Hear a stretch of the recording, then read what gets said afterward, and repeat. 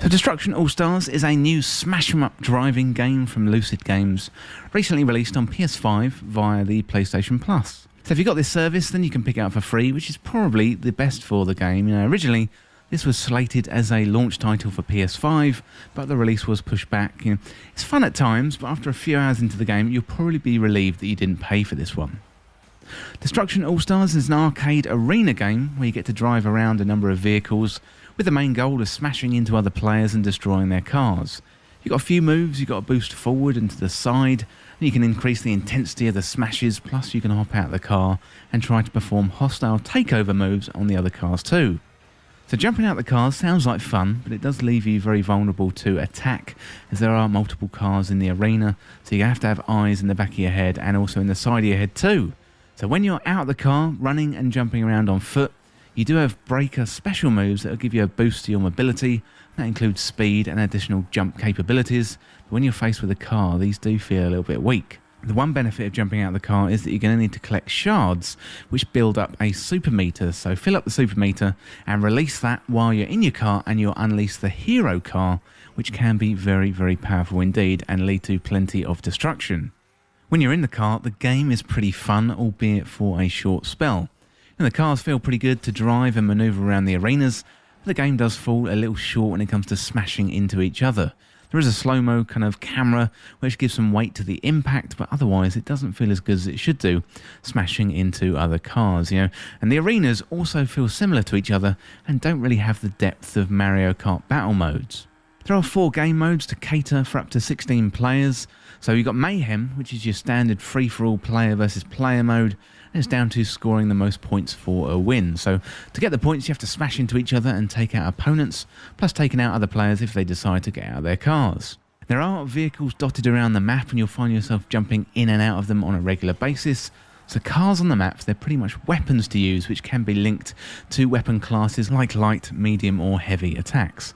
And the trick to the game is to hop into a car, use it until it's about to be junked, and then jump out of it before it explodes. In terms of tactics, the game is pretty light. The best bet is to try and get your car into hero mode as soon as you can, and some are definitely much more powerful than others, so it's really down to which character you choose, which makes the tactical play feel like it's got even less depth than before. But saying that, the lack of thinking in this game is perhaps an advantage. This isn't Valorant, or it's not CSGO or anything like that. There's not going to be a lot of tactical gameplay.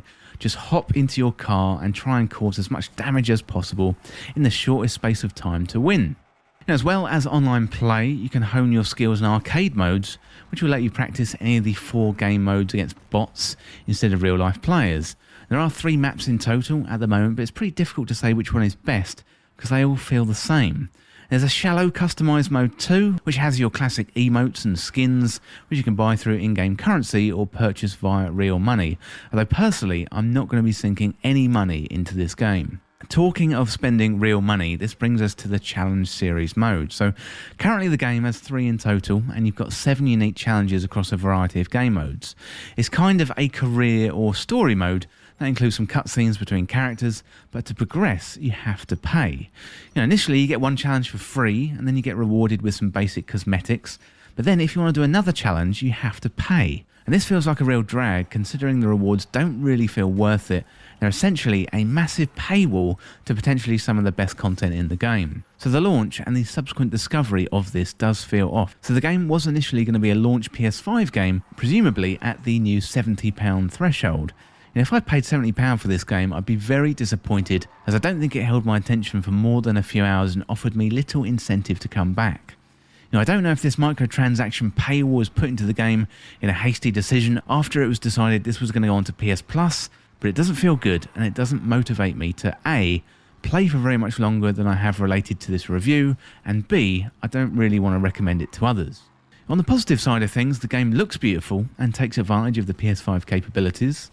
The characters and the car designs are very cool, and the whole game is bright, bombastic, and there's fleeting moments of real fun. It could really do with a killer soundtrack to go along with the action as you race around in the car, trying to smash into opponents, but the audio department is seriously lacking.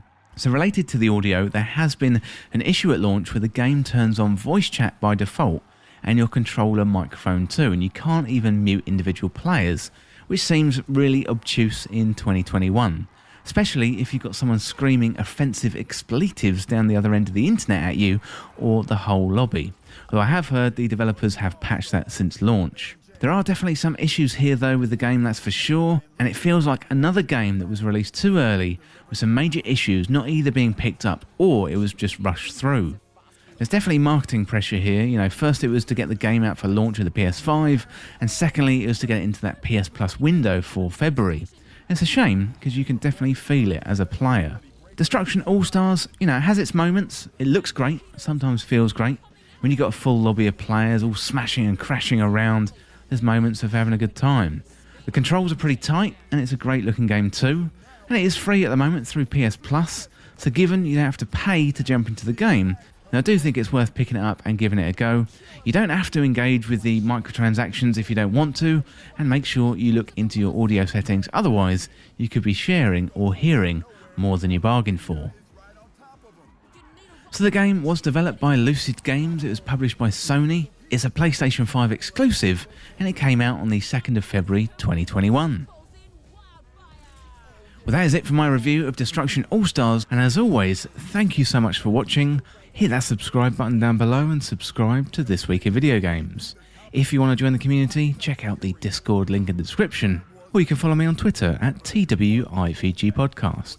If you enjoyed this video or found it useful, liking and sharing the video would really help me out. Otherwise, check out the other videos on the channel. Thanks again, I'll see you in the next video.